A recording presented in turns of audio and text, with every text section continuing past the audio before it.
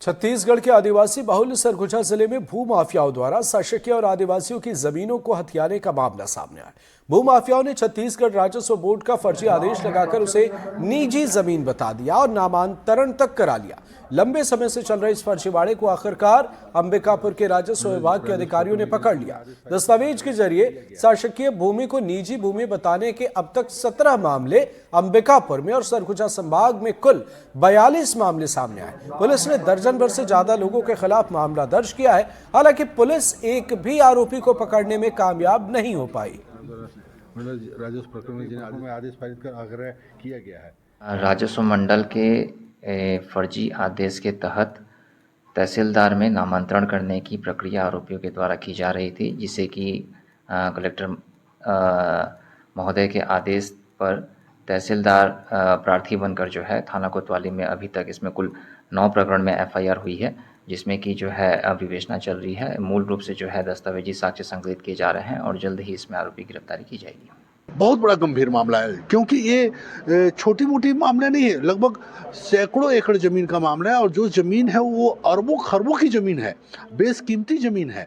तो इसमें भूमाफिया मतलब पैसा लगाकर करोड़ों अरबों रुपए कमा रहे हैं। अच्छा, मामला दर्ज होगा तो किस टाइप की सजा हो सकती है? देखिए, इसमें आजीवन कारावास का भी प्रावधान है, 409 का भी लगेगा, 420, 467, 468 का भी प्रतिबंध होगा।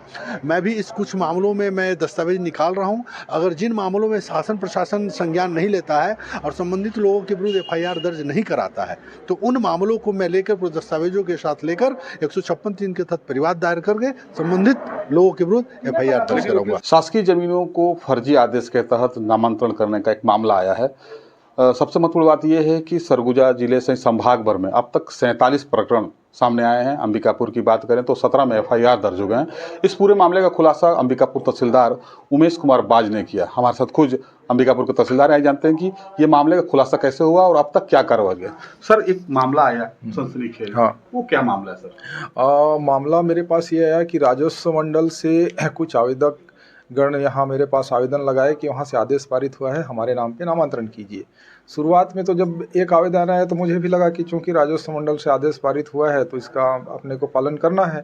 तो वैसे शुरुआत में मेरे को भी लगा कि पारित हो गया है तो रिकॉर्ड दुरुस्ती करेंगे, लेकिन उसके जस्ट 2-3 दिन बाद फिर वैसे ही आवेदन लगातार मेरे पास 3-4 आए। तब मेरे को लगा कि भाई राजस्व मंडल में ऐसे कैसे आदेश पारित हो सकते हैं शासकीय भूमि को किसी पर्टिकुलर व्यक्ति के निजी व्यक्ति के नाम पे करने का। तब फिर मैं उस सारे जो आदेश आए हुए थे सभी आदेशों को लेके कलेक्टर साहब के पास गया, उनके संज्ञान में लाया कि सर मेरे पास ऐसे ऐसे आदेश पेश किए जा रहे हैं जिसमें रिकॉर्ड दुरुस्ती के लिए। तो सर बोले कि यार ये तो निश्चित ही मतलब ऐसा आदेश राजस्व मंडल से हो नहीं सकता, इसका हम जांच कराएंगे। तो फिर कलेक्टर सर द्वारा राजस्व मंडल से जांच कराया गया। तो जांच कराने पर पता चला कि जितने भी आदेश हमारे पास पेश किए गए थे राजस्व मंडल के, वैसा कोई आदेश राजस्व मंडल के द्वारा पारित ही नहीं किया गया था। तो सर, अपने आप में एक नया मामला ही है, तो क्या आप पहले भी ऐसा कुछ मामला सामने आया था जब तहसीलदार कहीं दूसरी जगह पोस्टिंग थे आप? नहीं, इस तरह के कोई भी राजस्व मंडल के आदेशों में कूट रचना का कोई भी प्रकरण इससे पहले मेरे सामने नहीं आया था।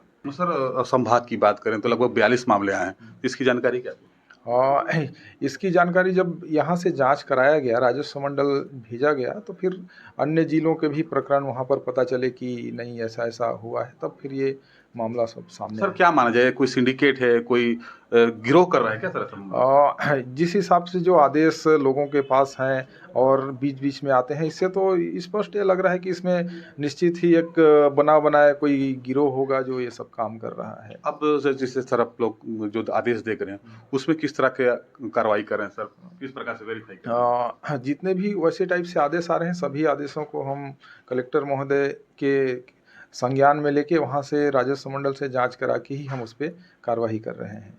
ये थे अंबिकापुर तहसीलदार उमेश कुमार बाज, जिनका कहना है कि भूमाफियाओं के द्वारा एक नए तरीके से सिंडिकेट तरीके से मतलब कहीं ना कहीं न्यायालय के फर्जी आदेश बनाकर सरकारी ज़मीन को निजी मत में दर्ज कराने का प्रयास किया जा रहा था, जिनको इन्होंने ट्रेस किया। अब तक अंबिकापुर में 17 मामलों में एफआईआर दर्ज हो चुके हैं, लेकिन सबसे महत्वपूर्ण बात है कि अभी तक किसी गिरफ्तार नहीं हुई है। अब देखना ये होगा कि इस मामले में आगे प्रशासन क्या कार्रवाई करती है। अपने सभी के साथ मैं रोबी सिद्दीकी, एनडीटीवी न्यूज़, अंबिकापुर।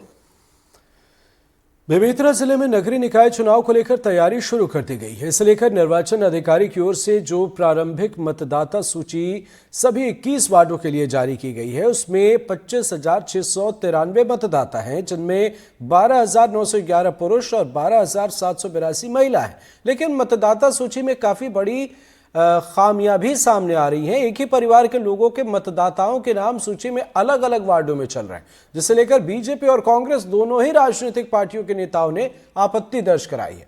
नगरीय निकाय चुनाव से पहले बीजेपी और कांग्रेस की ओर से परिसीमन को लेकर एक दूसरे पर आरोप प्रत्यारोप लगाए जा रहे हैं। मामला हाईकोर्ट तक था और हाईकोर्ट के निर्णय के बाद बेमेतरा नगर पालिका के मतदाता सूची का प्रकाशन किया गया। अब उसमें भी त्रुटि आई है, जिस पर कांग्रेस पार्टी ने कहा है कि जानबूझकर अधिकारी इसमें त्रुटि कर रहे हैं। वही अधिकारियों का कहना है कि उनकी शिकायत मिली है, जिसे समय रहते ठीक कर लिया जाएगा।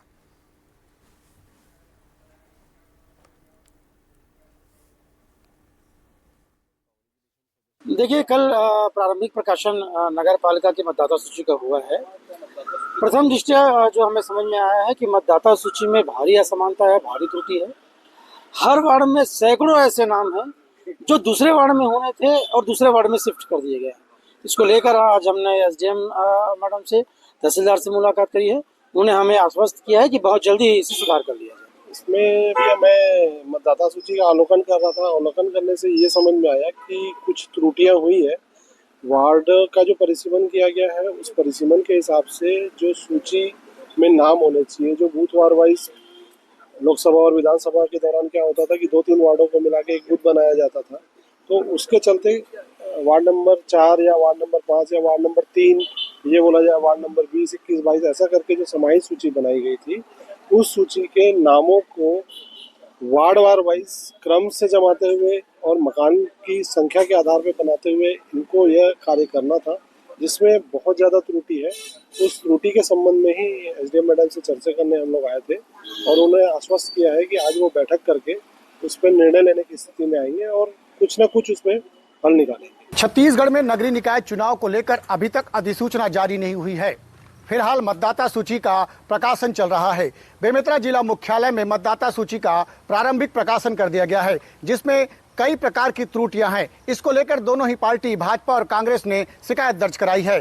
दरअसल भाजपा और कांग्रेस के जो प्रत्याशी यहाँ पर जो दावेदार हैं, उनका कहना है कि जिस प्रकार से मतदाता सूची का प्रकाशन किया गया है, उसमें एक ही परिवार के अगर 4 से 5 लोग हैं तो किसी का एक वार्ड में तो किसी का दूसरे वार्ड में नाम चला गया है।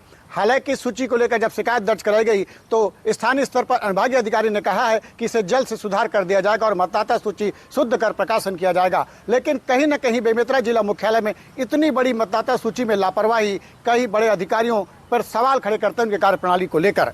एनडीटीवी के लिए बेमेतरा से सुजीत शर्मा।